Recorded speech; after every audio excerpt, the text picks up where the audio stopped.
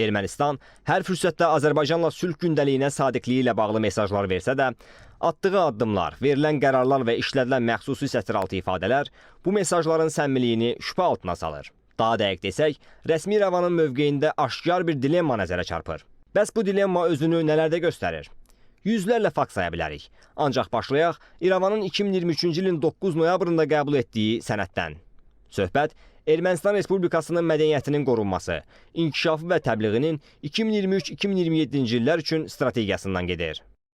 Konkret olaraq sənəddə Azərbaycan müharibəyə başlayan təcavüzkar tərəf, mədəni soyqırım aparan ölkə kimi xarakterizə olunur.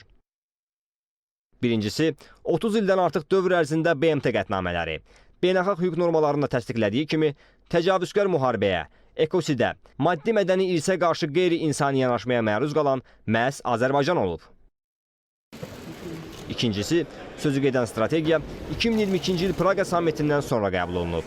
O sammit ki, Azərbaycan və Ermənistan Almatı bəyannaməsinə uyğun olaraq qarşılıqlı şəkildə bir-birlərinin ərazi bütövlüyünü tanıyıb.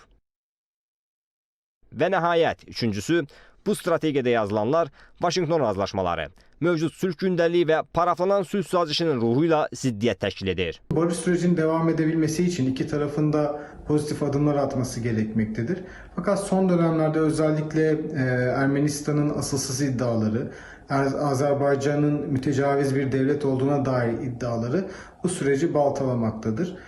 Bu sürecin sağlıklı devam edebilmesi için şüphesiz ki Ermenistan'ın söylemlerine daha dikkat edebilmesi, hatta bu süreci destekleyen adımları daha da arttırması beklenmektedir. Belə olan halda Azərbaycanda haqlı bir fikir formalaşır. Ermənistan sülh gündəliyinə paralel gizli bir gündəlik üzərində mi işləyir?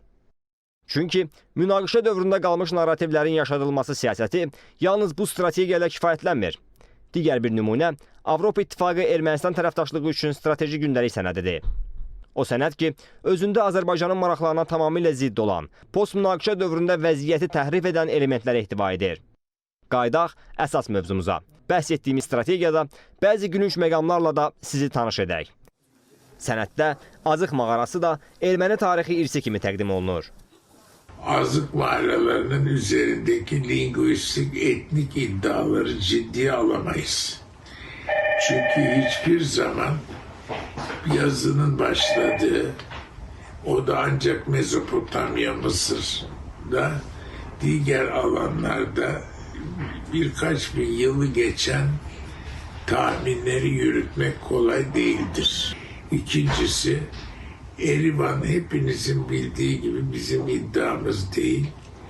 Avrupa'daki yayınlardan başlayarak Larus Ciznafim 19. yüzyıl asırı gibi kaynaklarda tamamıyla Azerbaycan hanlıklarının resimleriyle gösterilir. Qısası, Ermənistan gerçək sülhün əldə olunması üçün bu kimi absurd iddiamları, gülüş doğuran iddiaları bir kənara qoyub, bu tip sülhə zidd sənədlərə dəyişikliklər etməlidir. Bu addımlar tarixi həqiqətləri təhrif etməklə yanaşı, Ermənistan baş nazirinin də elan etdiyi real Ermənistan konsepsiyası ilə daban-dabana ziddiyyət təşkil edir. Natiq Çıraqzadə, ASTV Xəbər.